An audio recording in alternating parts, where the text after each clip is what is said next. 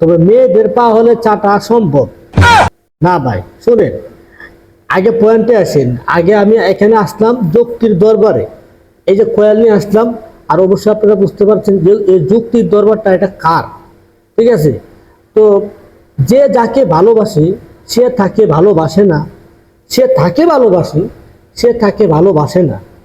বাংলাদেশের জ্বলন্ত কবি, প্রেমের কবি, ঘষাঘষির কবি কাফিন্দ্রনাথ কাফি, তিনি 21শে বইমেলায় আলোর ঠিকানায় তিনি একটি এই স্থলের মাধ্যমে তিনি বই লিখেছেন। বইয়ের নাম হচ্ছে, দুটি বই তার প্রকাশিত হয়েছে আলোর ঠিকানার মধ্যে আপনারা পাবেন।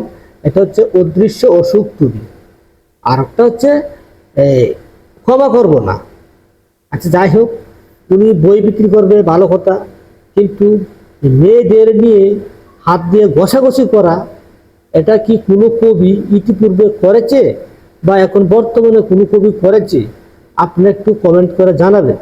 আচ্ছা, যাই হোক, তিনি হাত দিয়ে ঘষাঘষি করছেন, এটা অনেক আলোচনা সমালোচনা হচ্ছে ফেসবুকের মাধ্যমে, বিভিন্ন সোশ্যাল মিডিয়ার মাধ্যমে। কিন্তু গতকালকে আমি ফেসবুক খুলে দেখি এই কাফির বাড়ি পুড়িয়ে দিয়েছে। আসলে এটা কোনোভাবেই কাম্য নয়, এটা কেউ মেনে নিবে না। আচ্ছা, বুঝলাম সে বই বিক্রি করতে গিয়ে বা বইয়ের মেলায় বা স্টলের মাধ্যমে সে বলেছে, সে দাবি করেছে এই মেয়েটা তার খুবই ক্লোজ একটা বান্ধবী।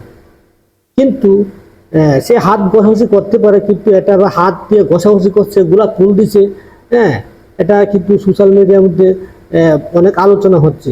কিন্তু এই বলে তার বাড়ি আপনারা পুড়িয়ে দিবেন, এটা তো আমি কোনোভাবেই মেনে নিতে পারছি না। এখন সে একটা সরকারকে, মানে বর্তমান যে অন্তর্বর্তীকালীন সরকারে তিনি একটি দাবি রেখেছেন যে 7 দিনের মাধ্যমে যদি তার এই বাড়ি পুনর্নির্মাণ না করা হয়, তিনি একাই বিপ্লবী সরকার গঠন করবে এবং সরকারকে রীতিমতো একটা হুমকি দিয়েছে। এবং তিনি এটাও বলেছেন যে আমি এই ছাত্র জনতার পক্ষে কথা বলেছিলাম, 32 নম্বর বাড়িতে গিয়ে ভাঙচুর করেছে এবং সেখানে সে স্লোগান দিয়েছে, যে কারণে তার বাড়ি পুড়িয়ে দিয়েছে উনি দাবি করেছে। তবে এখনো কারা কে পুড়িয়েছে এখনো এটা শনাক্ত হয়নি। তো এটা অবশ্যই তদন্ত করবে। আমিও ব্যক্তিগতভাবে চাই যারা বাড়ি পুড়িয়েছে তার সুষ্ঠু তদন্তের মাধ্যমে বিচার চাই। তো সে কিন্তু যাই হোক, সে তো একটা কবিতা লিখছে, আরেকটি কবিতা লিখেছে প্রতারক, অসম্ভব একটা কবিতা। কবিতার হচ্ছে 3 লাইনের একটা কবিতা। আপনারা হয়তো জানেন না বা কেউ হয়তো দেখছেন, কাজী নজরুল ইসলাম, বঙ্কিমচন্দ্র চট্টোপাধ্যায়, রবীন্দ্রনাথ ঠাকুর, জসিমউদ্দিন, জীবনানন্দ দাশ বা আরো কবি যারা লিখেছেন, তারা 3 লাইনে কবিতা লিখেছে। আমার তো মনে হয় না।